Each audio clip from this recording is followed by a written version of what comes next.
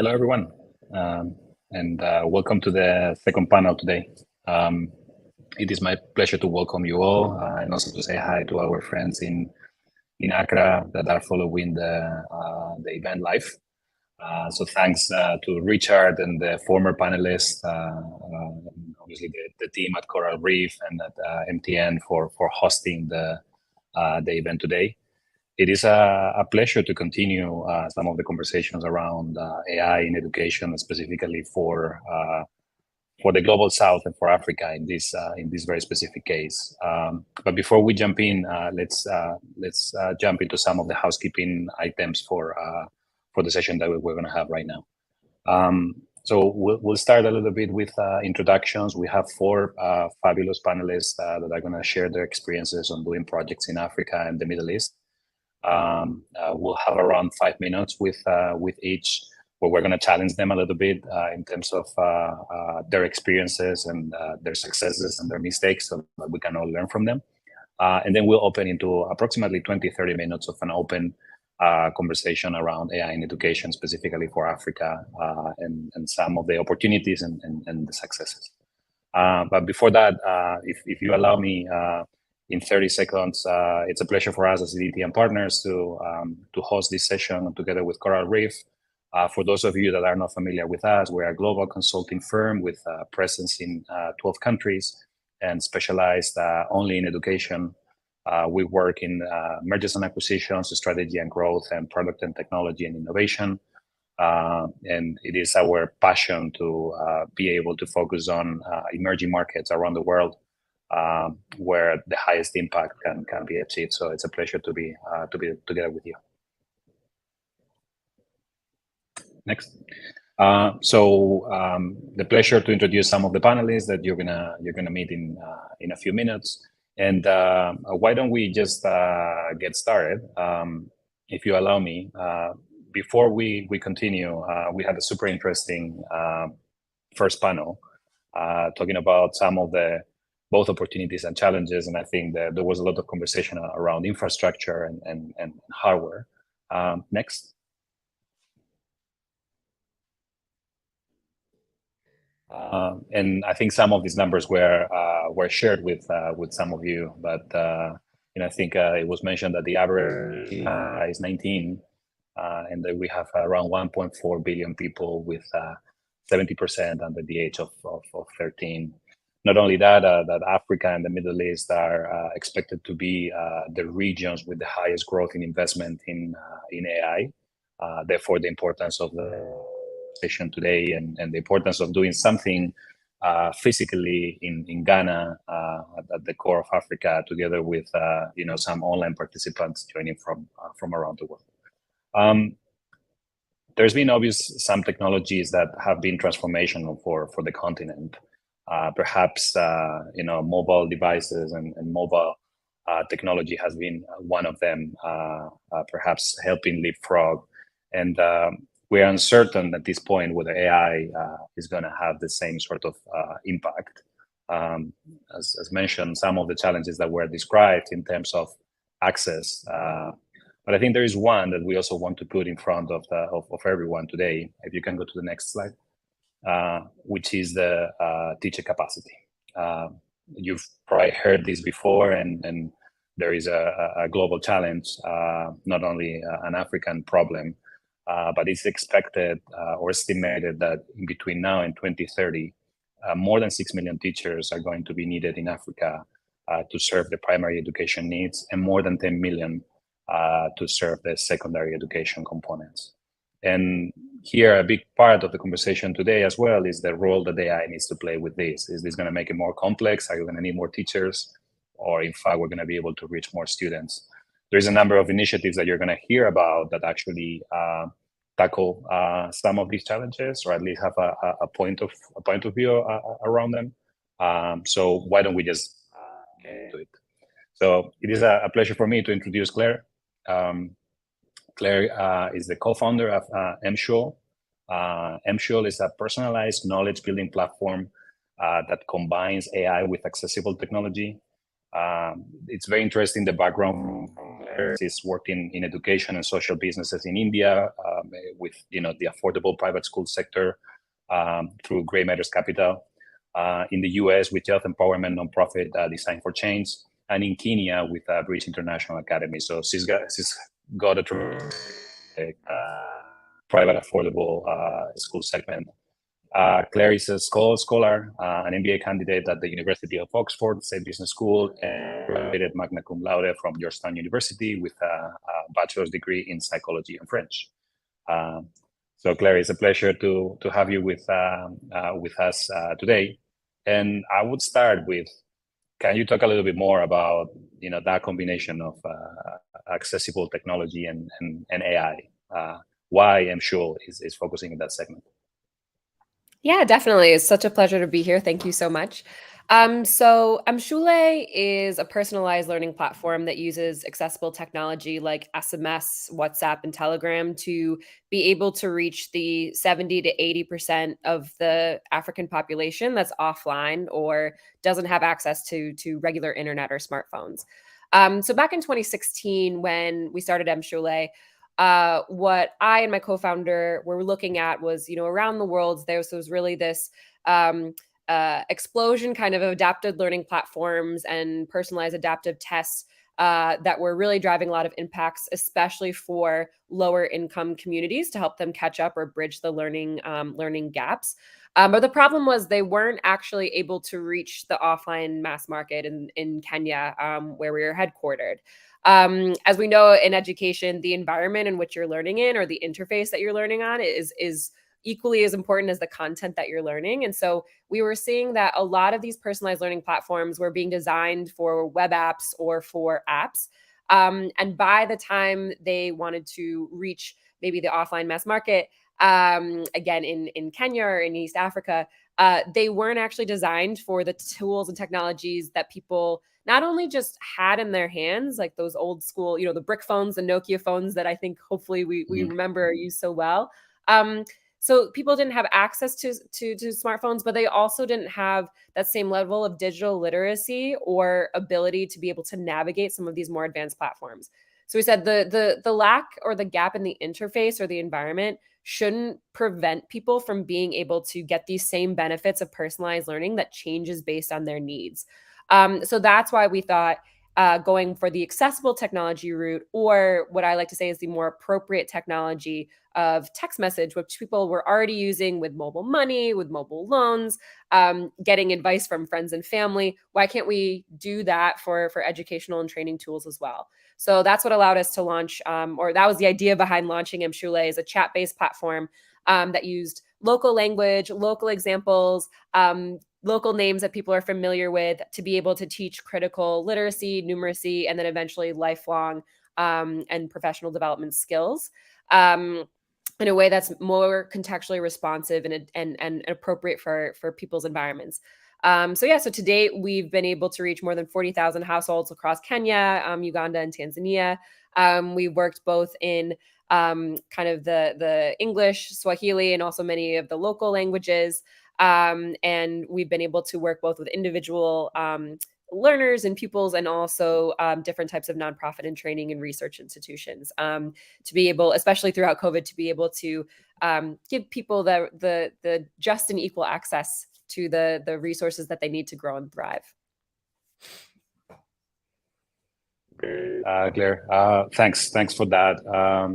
We'll kind of go a little bit deeper on kind of your challenges and successes. But you highlight one thing while implementing AI for these very specific use cases for the audience. What do you think that will be? The most successful use case, I think, was we had a lot of pretty challenging projects that we took on, of course, because we were designing for the most difficult situations to make sure that the people who really deserved, again, were getting access to this content. And so I think the best case was when we were working in partnership with Watobe, which is the younger grade literacy program in partnership with the Ministry of Education in Kenya. And we were lucky enough to get a project with them to work on literacy in English and Kiswahili for learners from grades 1 through 3, working through their parents and their parents' phones. And to be completely honest, when we first got this project, I said, I don't know if we're going to be able to do this.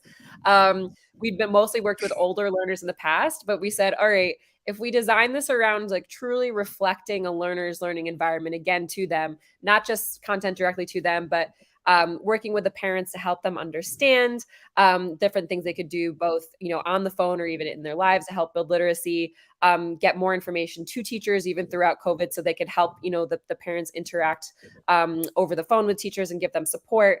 If we can really use this tool as a platform to provide that learning to the student, but also bring to the other community, this could really drive impacts. And we were fortunate to be able to reach about 5,000 learners in the arid and semi-arid regions, and ran actually a randomized control trial that showed that we did statistically significantly improve learning outcomes through our platform. So that was the big success. I think that we were really fortunate to be able to work on and explore. Fantastic, Claire, and I'm really glad to hear that you have kind of the evidence connected to it. We'll touch on that element and the importance of it later on. We'll get back to you. Let's continue introducing the rest of the participants. Thanks, Claire. And now we head over to South Africa with Courtney. So Courtney is the head of product at Watobe. Hopefully I'm pronouncing it properly. My Afrikaans is not there yet. She's working at the intersection of tech and humanity and ensuring she makes a positive impact to the world. That's a brilliant purpose, Courtney. Actually from a chemical engineering background, the University of Cape Town, and then joined Watobe as a product manager. One of the interesting things about Watobe is that their flagship product is connected with some of the challenges I was mentioning before, right? It allows to offer online classrooms in an affordable and scalable manner by having qualified teachers being able to reach up to 300 learners, if I'm not mistaken. So it's a great digital solution for these teacher shortages and the upskilling needs that we have connected to them. So very recently, I think it's just a month or even weeks, they've actually make an important investment and effort into getting some more AI infused chatbot. And we're delighted to hear from you, Courtney. So why don't you tell us a little bit more about yourself and Watobe's mission? Sure. Thanks so much for the intro, Pablo. Can you hear me okay? Yeah. Okay, cool. Perfect. We're good. Okay. So yeah, you've already touched on the looming shortage issue over Africa, but just to add to that, currently approximately only 50% of those teachers are properly qualified and trained that we currently have. And we also know that the top teachers are concentrated in the high fee paying private schools. And so this paints a really dire future for education in Africa. And so we're really trying to answer the question, can we get a high quality teacher to every child? Our live classes have been, a really interesting step in the right direction. We take teachers from the top 1% of schools in South Africa, can put them in front of large groups of students, which means we can make these classes affordable. And somehow we've managed to still keep them engaging, and we have seen efficacy. People that are with us for 3 months or more tend to see an increase of about 10%. But with this, obviously, there still are challenges. It still comes at a cost. It's not free. And the cost of living in South Africa, as I'm sure in many places, is increasing rapidly, as well as we're experiencing load shedding, which are rolling blackouts that impact our connectivity, ability to charge devices. And so AI is a really exciting solution that can potentially plug some of these gaps, and also learning gaps, because in a class of 300 students, you can't answer every child's question. So we're really, really excited about the potential that this may have to encourage learning in Africa. Fantastic, Courtney, and I think it's a great mandate to have to be able to put a quality teacher in front of every kid, and it's not the first time that we hear the importance of technology and AI to help sometimes cover the space in between the opportunity of talking to your teacher, talk to him or to her, but also cover that gap in case of lack of electricity or something like that. I guess people following today, both in Accra and online, will be curious about your journey to implement kind of the AI solution. So I'm asking the same question to most of you. Is there one thing that surprised you in this journey of creating the product? Is there one great success as we were hearing before? And is there been a big mistake or misconception that you've learned from throughout this process? Sure. I think something that's been really surprising to us, and perhaps is also can be the misconception, is in the tech space, everyone knows what a chatbot is. It's well understood. It's just common knowledge. And we found that when we launched this to our users, we frequently get asked questions like, I have an exam tomorrow. Can I chat to you tomorrow? Or can I schedule a session with you for Sunday? And the answer is like, well, obviously this chatbot is available all the time. And I think it just reinforces the case for human-centered design, and has definitely made us go back and rework our wording. And it just reinforces the fact that, just because you understand something, you need to be thinking about your end users specifically. Success cases, this is very early for us. We don't have a specific use case, but I will say that as a team, I think we're really proud at the speed at which we have launched this. From build to launch, it's probably been a month and a half, and we've already reached 2,000 students. And I think that speed in this case is important, because chatbots are going to be a very competitive space. And I think the learnings around them, such as onboarding, and like I mentioned, the language you use is going to be what sets people apart. Brilliant. Well, thanks so much, Courtney. Looking forward to the open conversation, but let me introduce our next speaker.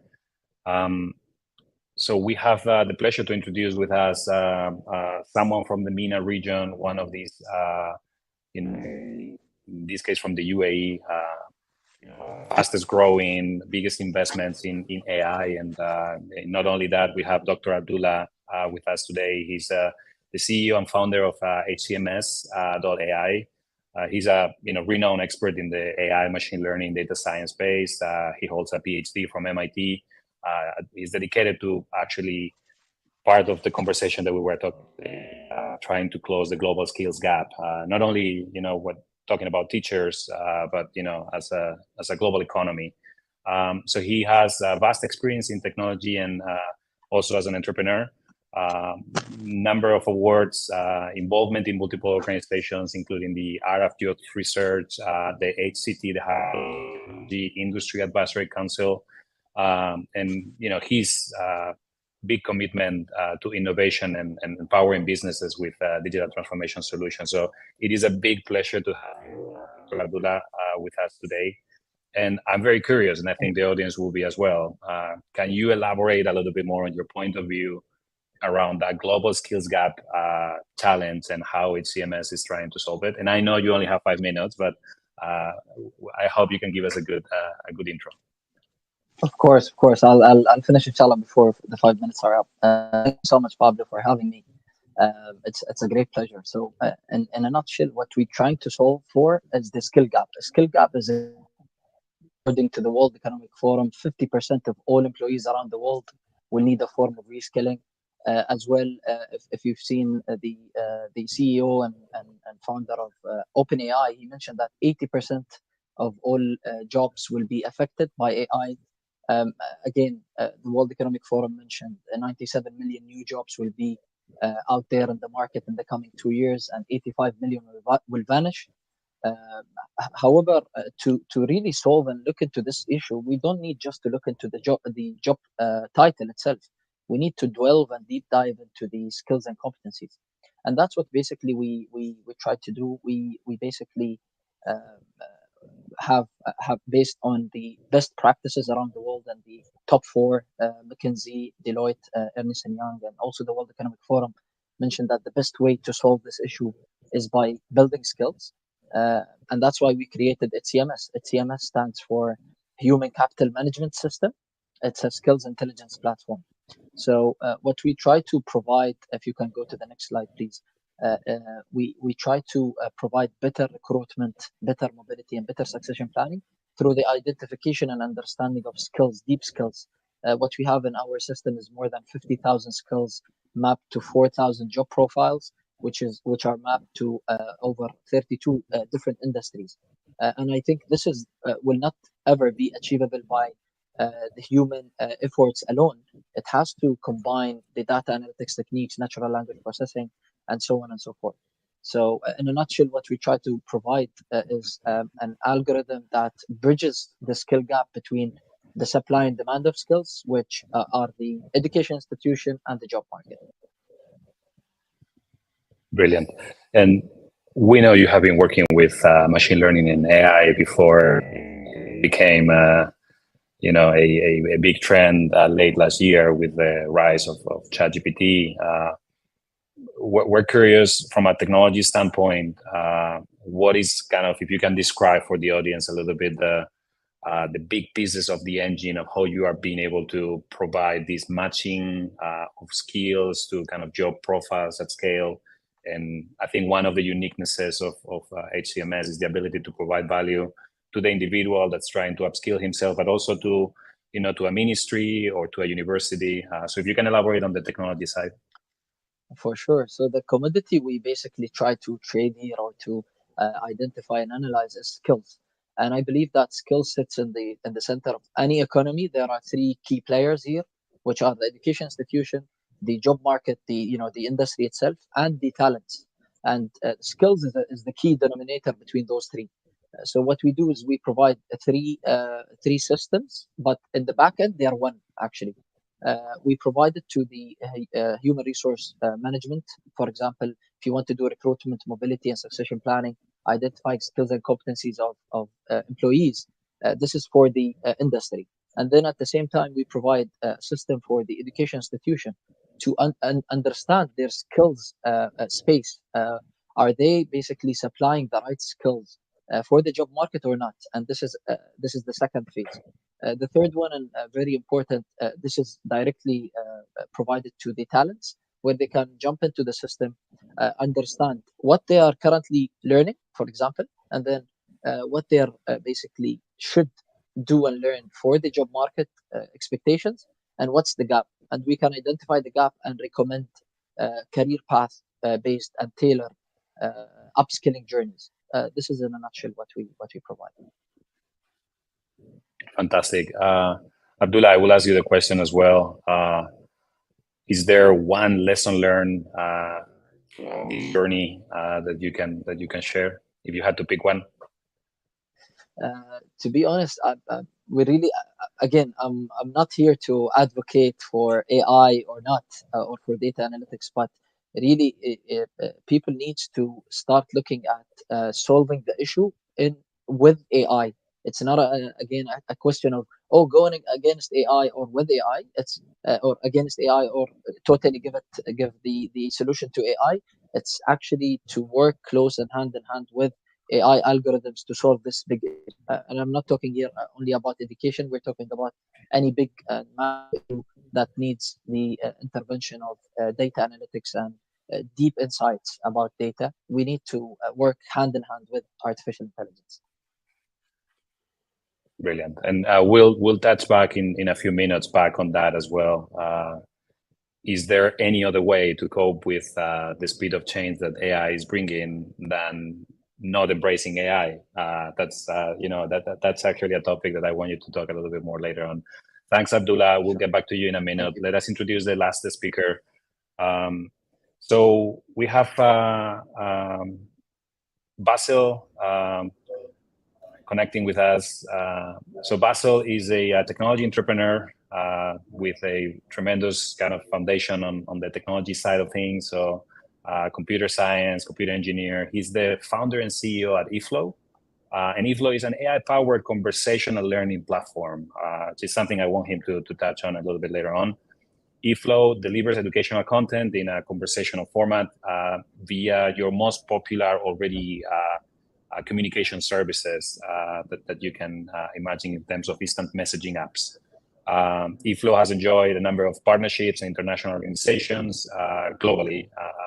And I think we're thankful for Bassel to join us today. He's also made important contributions to the education community with global recognitions as a finalist to the MIT Solve Challenge and winner actually of the World Summit Awards in 2022. So Bassel, have you here and as a way to introduce a little bit eFlow, why conversational learning and AI, can you help the audience understand why these two are going together, similar to some of the other initiatives we heard today? Yeah, so first of all, thank you, Pablo, for this introduction and for inviting me for the panel. So the answer is pretty simple. Like, if you look at how we do learning offline right now with the teachers, it's more having a conversation with the teacher, trying to learn new things. So it's more of a natural approach. While you look at other learning platforms, it's more like clicking buttons and answering questions. So the question was like, is it really the best way for us to deliver this learning online? So this is where we came up with this approach, where you can have a conversation with an AI tutor that is on different messaging apps. So on WhatsApp, MS Teams, Instagram, or others. And this makes it more like part of their lifestyle. So we meet them where they already are. So they don't have to log into the system. They don't have to like go to learn something. We know their schedule. We know what they're interested in. We know when they're free. And based on that, the content is pushed to them where they can have this conversation with the bot. In the next slide, for example, I can also like highlight a bit where we use AI. So we use it in three core things. And if AI, like we started back in 2020, and we started based on GPT-3. And if AI or GPT-3 wasn't there, then we wouldn't be able to achieve what we have right now. So the core of the platform is built on AI and focuses on three different things. So one is the content creation that is sometimes created on runtime based on the answers from the learners. And it also helps to personalize the learning path and give real-time feedback to the learners. In the next slide, you can see like a quick screenshots from how the conversation is. So here you have two students learning, and all they have to do is just open a conversation with the bot so they can learn.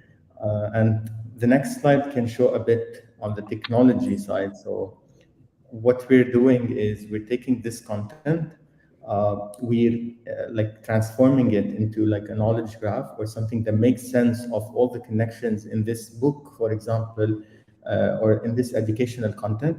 So then anyone can have a conversation to learn about these topics. So this is when it comes to the backend, it's pretty complex and a lot of things go into it, like GPT-4, Google Palm 2, and others. But from the learner perspective, it's kind of transparent for them and just easy as having a conversation.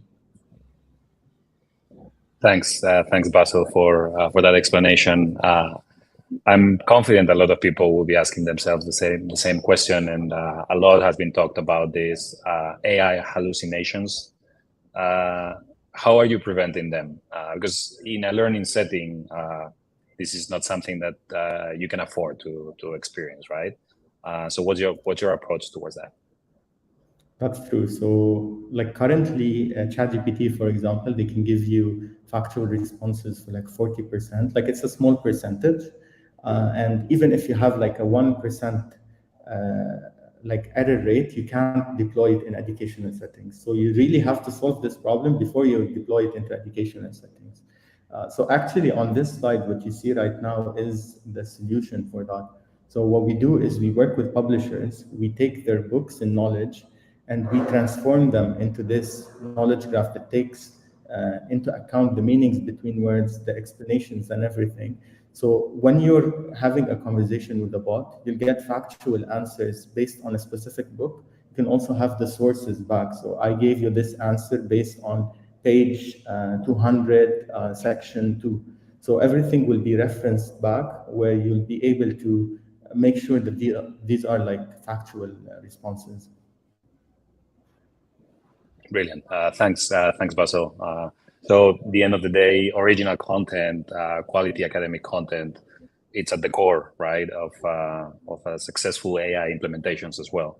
And we'll touch back on that in a second. But I also wanted to ask you the similar question: is there one lesson learned, one big mistake in this AI journey that you had early on that you want to share with the rest of the audience? Yeah, so actually one kind of mistake, or maybe like a surprise that we had, was like we were working with GPT-3 back in 2020, and we were expecting a lot of human intervention throughout this conversational learning approach. So we did a lot of implementation of features to make sure that we still have manual intervention from the teachers. So then when ChatGPT went out, GPT-4, we were like, no, we have to like scrap this out. The AI models are able to cover most of the manual work that we need. So most of the features that we did to fill in this gap, we didn't do them. But I think it's a good thing at the end of the day. So it's advancing like much quicker than what we expected. Yeah, and I think speed is a common denominator on kind of these AI race of in education. So thanks, Bassel.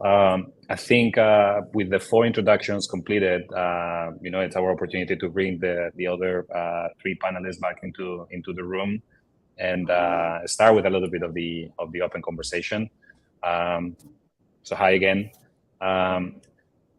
So I want to touch on this example that Bassel just mentioned around kind of preventing, specifically for generative AI models, hallucinations, but also, from other applications of AI just beyond LLM and generative AI. And it's around the source data. In your opinion, is there a data problem? If we look at sub-Saharan Africa, do we have important data gaps to be able to continue innovating at the right speed? I think it's a starting point while trying to have AI as a disruption. So I'll open the question in no specific order. What's your point of view around kind of potential current data gaps in Africa, and any ideas, recommendations, workarounds that you are currently leveraging?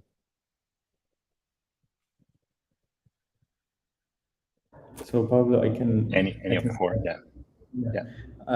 So one thing when it comes to AI, like the most important part or one of the core parts is the data.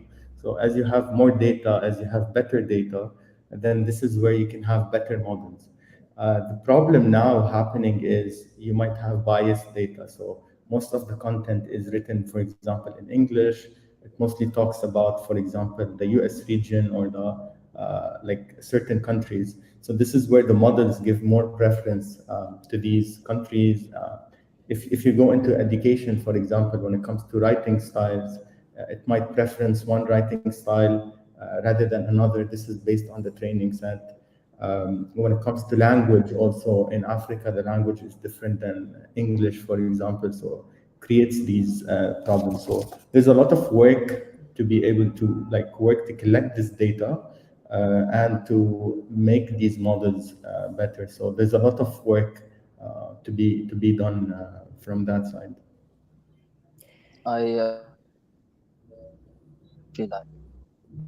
Okay.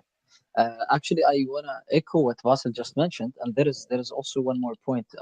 There is a misconception about big data. Everyone, if you remember, like a couple of years ago, everyone was talking about big data, but nowadays it's about the actual or the right amount of data, because of the probably the wrong answers that the model could take when it comes to big chunks or amounts of data that is dumped into the algorithms.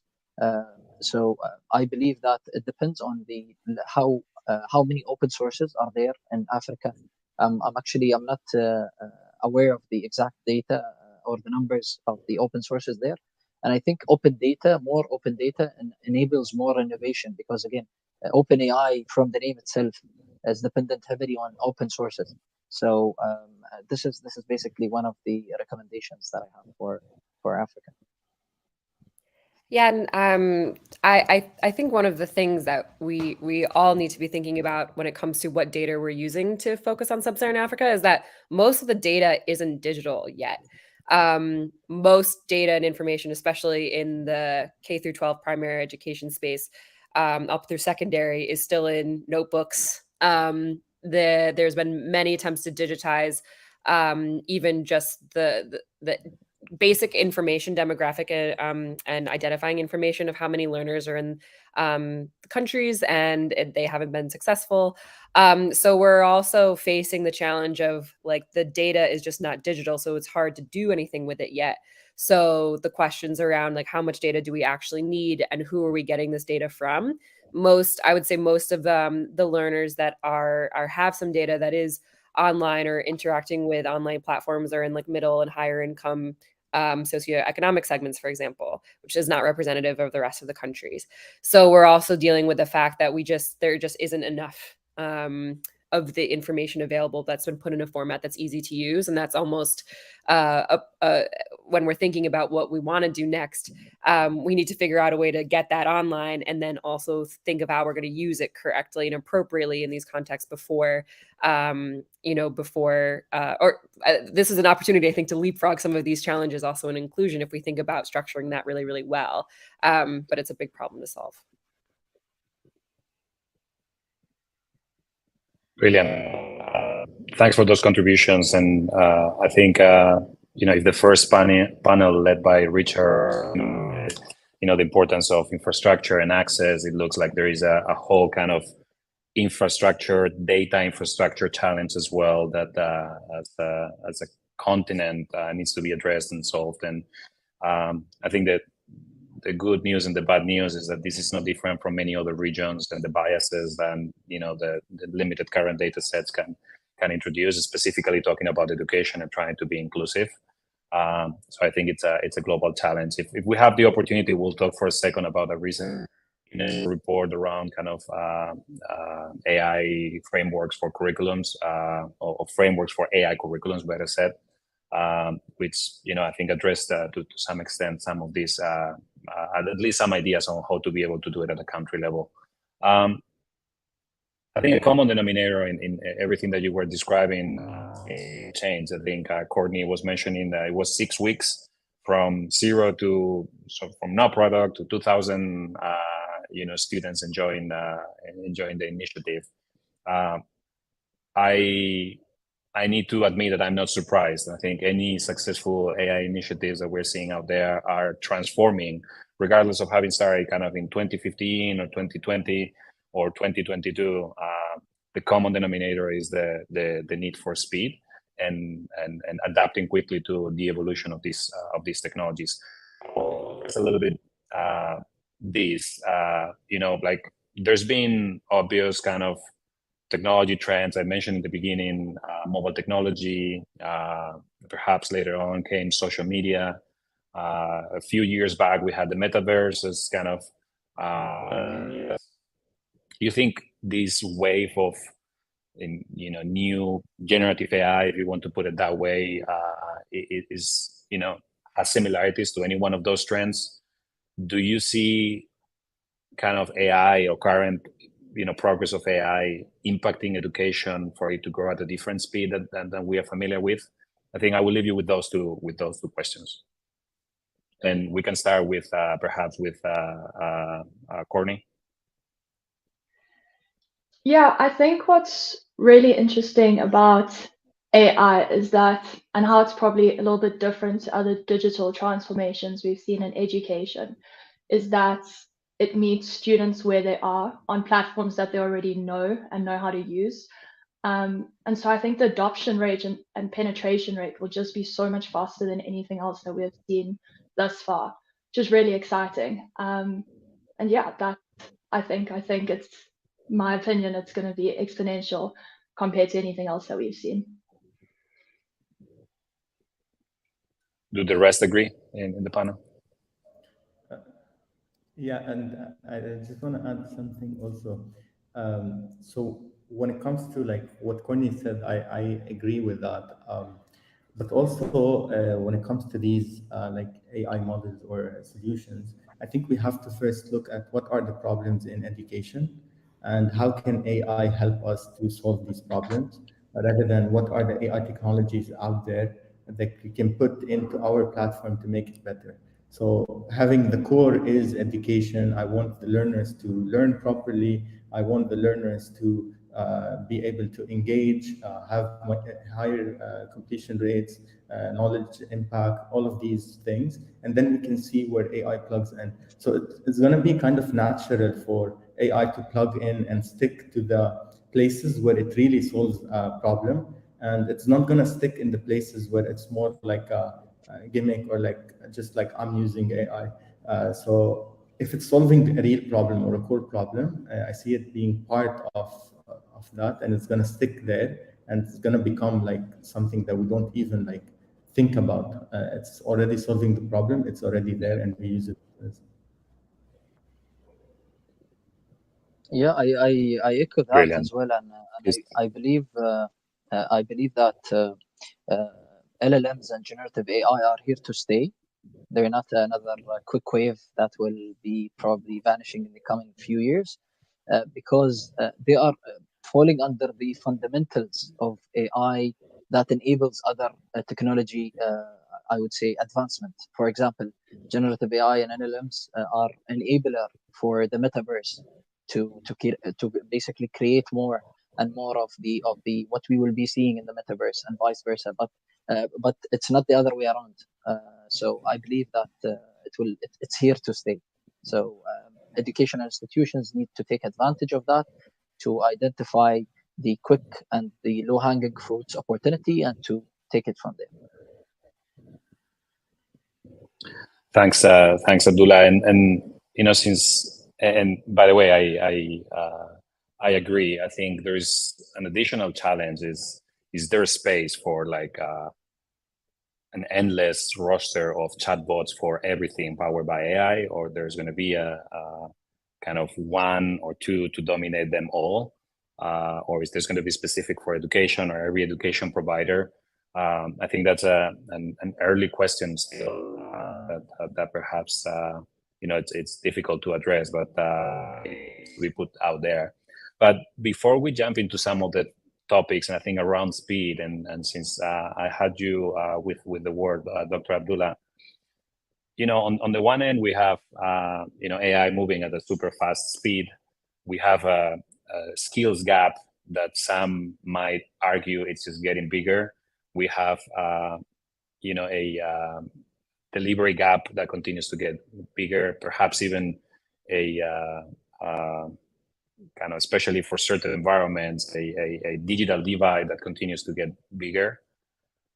I really like, as we were preparing for this panel, one of the papers that you're working on whether can or should AI help us keep up with AI, right? I think it's a very important question on is there any other way to keep up with the pace of change than actually leveraging AI tools into our skills development plans, into our content creation strategies. So I love, Dr. Abdullah, if you can elaborate a little bit more on the topic, and of course, all the rest of you to contribute. So much for bringing this topic up. Actually, again, the magnitude of changes is massive. It's not a one country issue or a specific region. It's a global, as I mentioned, it's a global dilemma. The largest organizations around the world is trying to solve for this, but what we see, it's a fact that the education institution always lagging the job market, and there is a specific magnitude of that gap that can you know, the education institution and the talents could withstand. However, the gap is widening up year on year, and now with those advanced technologies coming up in a very fast way, as Courtney mentioned, that's the exponential factor is already there. I believe that it's inevitable to utilize data analytics and again AI algorithms that could at least guide us where is the fast and the places that we could put on the fire at when it comes to skills enablement and skills building for specific talents. So in a nutshell, that's basically what I believe, and I think it's inevitable, and we need to really start leveraging the importance of the utilization of artificial intelligence, not to only about creating more jobs, but at least making people keeping up with what's happening within the job market caused by AI. Yeah, almost as an enabler. Claire, you want to add something in there? Yeah, I think the big question or the big thing to think about is what are we skilling for? What are we training for? And I think there's a lot of power in using artificially intelligent tools to again help learners, especially in sub-Saharan Africa, kind of leapfrog and be able to start or thinking about how we can train people to use these AI tools more effectively and efficiently, because many of the education systems around the world in many different contexts are still very much based on rote memorization and reproducing things that people have already seen, where now we've had the competency-based curriculums and skills-based curriculums that have launched that transition into thinking more about problem solving, critical thinking, developing growth mindsets. And so I think we do have a lot of opportunity to specifically call that out with learners that we're working with and say, like, okay, the jobs of the future are going to require you to be able to interpret information that AI gives you and to critically think about how we're leveraging different tools and apply them in the best way. And I think people have already been doing that, especially in contexts or environments that necessarily aren't working for them. So I think there is a lot of potential. And I think that it also really is kind of the work of social enterprises and education organizations to like really push that in the forefront, especially in working with different regulatory bodies and people who are setting the curriculums to be able to kind of get us there as quickly as possible, if that makes sense. Because I think people are already looking for so many ways to be able to learn more and generate more incomes for their families, and I think we really do have an opportunity to help get in there like right now at the beginning and help learners be able to do that. Brilliant. Thanks, Claire. And Bassel? Yeah, so just to add, like, I agree with both Dr. Abdullah and Claire. Just to share some examples, like I use AI on a daily basis to even get closer with AI and keep up with all the research that's happening. For example, there's a lot of papers now that are being published about AI. So you won't be able to read all the papers. So this is where you can delegate this stuff to AI, where they can summarize this. I'm interested in large language models. What are the papers around this? Give me the unique thing about it. How does it work? So it's more like augmenting our brains to make us much more efficient. So definitely, I think it's going to help us to keep up with AI if we use it properly. So I just wanted to add this small example. No, it's a brilliant example, Bassel, and I think one of the key question marks or to be better informed about the next topic to research or the next area to explore, right? It starts to be an interesting circle of the power of the new kind of large models, but also kind of the existing efforts on AI and the new breakthroughs that are happening. How much of AI is already infused into the next generation of AI, right? And how much AI can or should we use to continue keeping up with that? So I think it's a fascinating topic to perhaps even measure a little bit closer in terms of kind of the next iterations of AI, how much AI power components have versus kind of any independent kind of humanly only generated components. which I find fascinating. We have around approximately 10 minutes, so I want to perhaps use 3-4 more minutes with a couple of the questions that we have prepared, and then open the floor with some of the viewers' questions. So feel free to, I believe, through YouTube, and I don't know what other mechanisms you can pose your questions. But I think there was one big topic that I wanted to make sure that we cover, and it's about the inequalities and the digital divide. So, you know, this is a dear problem to the African continent, and specifically to some countries within Africa. You think AI is going to help kind of close the digital divide and the inequalities gap, or if we are not very careful, can it actually help expand it even farther? I'm curious, Courtney, perhaps your take.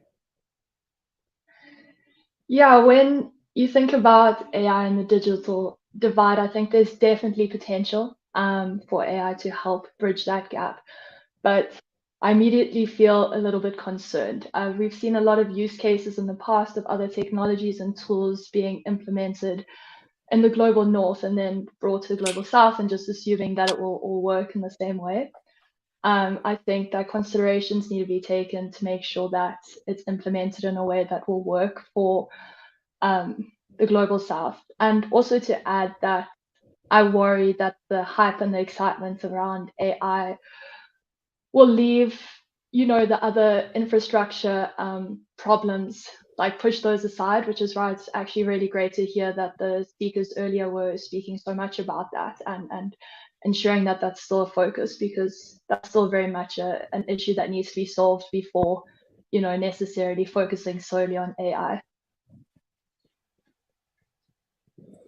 Brilliant. Thank you, Courtney. Anyone else?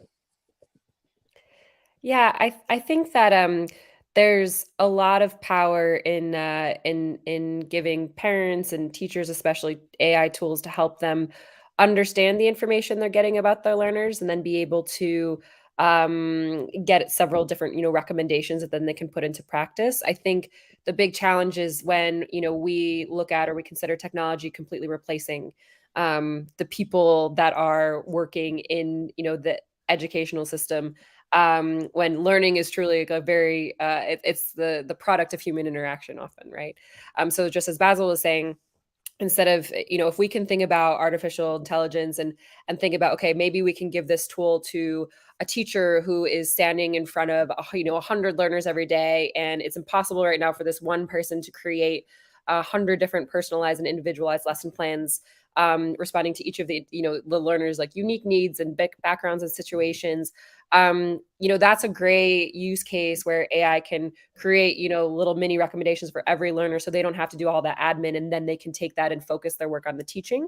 And similar for the parent, if they can get information, and if they're not trained teachers themselves, parents want to help but often don't know the right ways to go look for information, so AI can can help them, give them a starting point. But as Courtney was saying, I think it's really important to be cautious and to make sure that we're not so excited about the technology that we're replacing the people that will actually help learners gain the skills that will be most important for the future. Brilliant. Thank you, Claire and Courtney. Yeah, just to add, Please, that Courtney. we also ran a pilot project with one of our partners in Sudan during the recent civil unrest, and provided our chatbot to, obviously not just like school math, but made some changes there to the university students. And we had about 100 participants, and a lot of those credited their ability to continue learning after universities closed to the fact that they had access to the chatbot. And so I think there are a lot of use cases where AI can really help in various different either remote locations or war-stricken countries. So, while there is concern, there are a lot of use cases for exciting possibilities. Brilliant, and I hope that helps address. I'm reading some of the questions that we had on the chat. A colleague was asking about some examples of adaptation or use cases in rural areas. And I don't know if necessarily that exactly qualifies, but perhaps it's a good example of resource challenge environment with limited access, perhaps to continuous electricity and internet connectivity, and to be able to leverage both in your cases, Claire and Courtney. So I think those are brilliant use cases. I don't know, Bassel and Dr. Abdullah, if you want to add something else around kind of the digital divide. Yeah. Okay.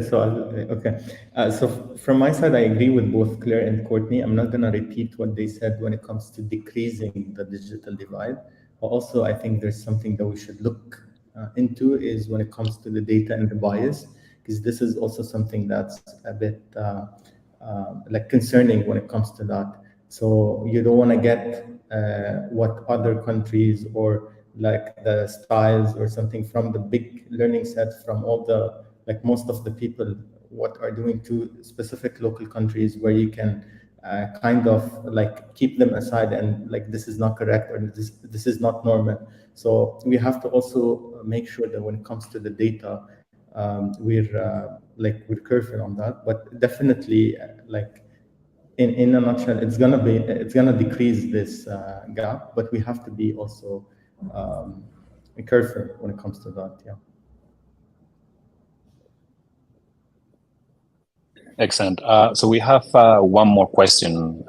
We very purposely, I think, a lot of conversation has gone around, like the ethics around AI and regulatory components. But I think kind of taking a question from the audience where they are perhaps curious around what are the major fears or pushback that you hear from perhaps Abdullah, when you are doing implementations with ministries or with universities or with being employers, what are the common kind of pitfalls or pushback or fears that you hear, and obviously similar to the rest of you? So basically, I think there are so many venues that the AI will be impacting, or it's already impacting.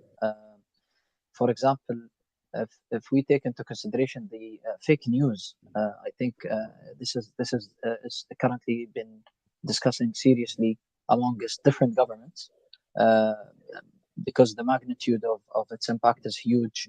We can now, for example, even Sam Altman mentioned that the generation of fake news because of deep fake and so on could take a huge, I would say, a rocket ascending towards the sky when it comes to the number of fake news that we will be seeing on social media because of this.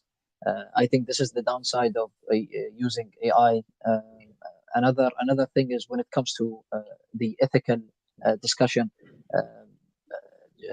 Elon Musk have been talking about the universal minimum income for workers who will be losing their jobs for AI. This is another ethical issue that we will be facing probably soon. However, I believe that we as humans, we need to act proactively, not only in a reactive way, and we need to start looking into leveraging the importance of understanding the magnitude of change, the skills change, how we can really upskill talents to keep up with the different changes that are happening within the job market.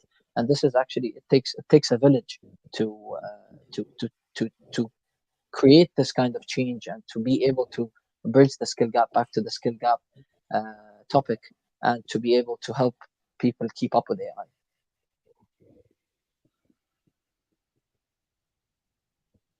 Anyone else wants to touch on the kind of topic of pushbacks or fears that you hear on the market or on some of your implementations?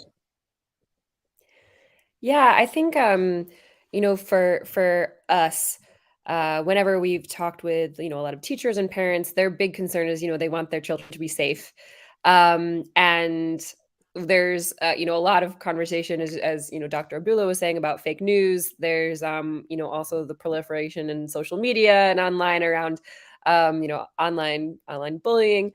and just a lot of access to information that's not appropriate for learners of different ages. So even for us, when we started going to schools and talking with parents about a text message-based platform, they said, like, will I be able to put parental controls? How will I know my my child is going to be safe?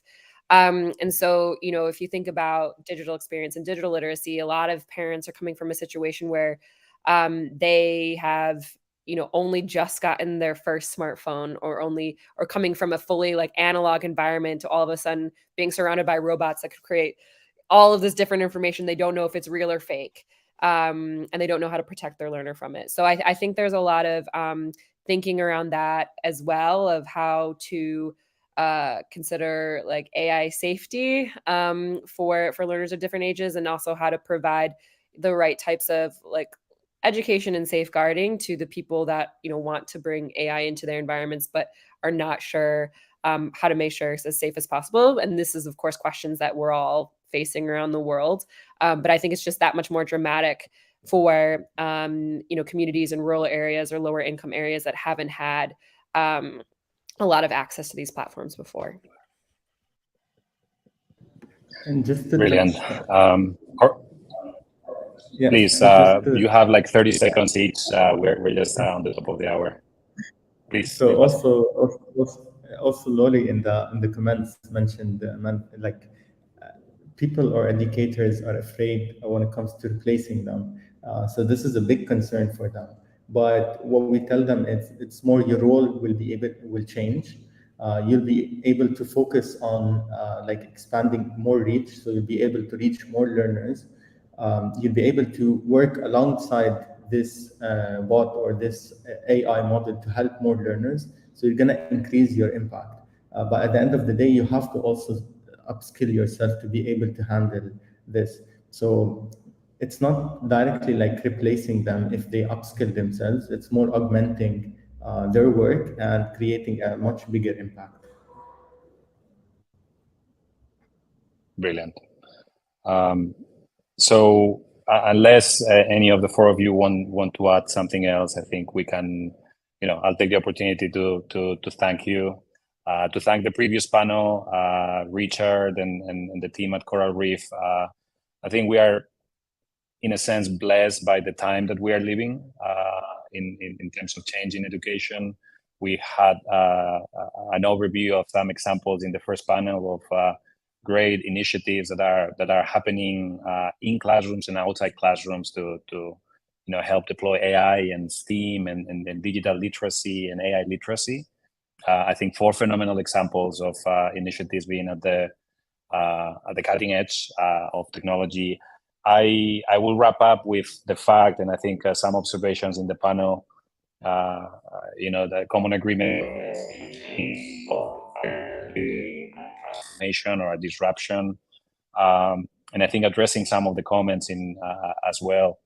I think collaboration is key, not only in terms of kind of that data infrastructure that we were talking about, but also having private local groups together with public entities develop the right policies, develop the right programs that address specific local needs while taking advantage of the global advancements in technology.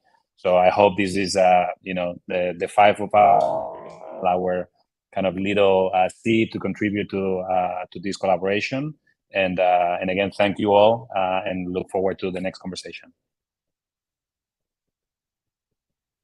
Thanks.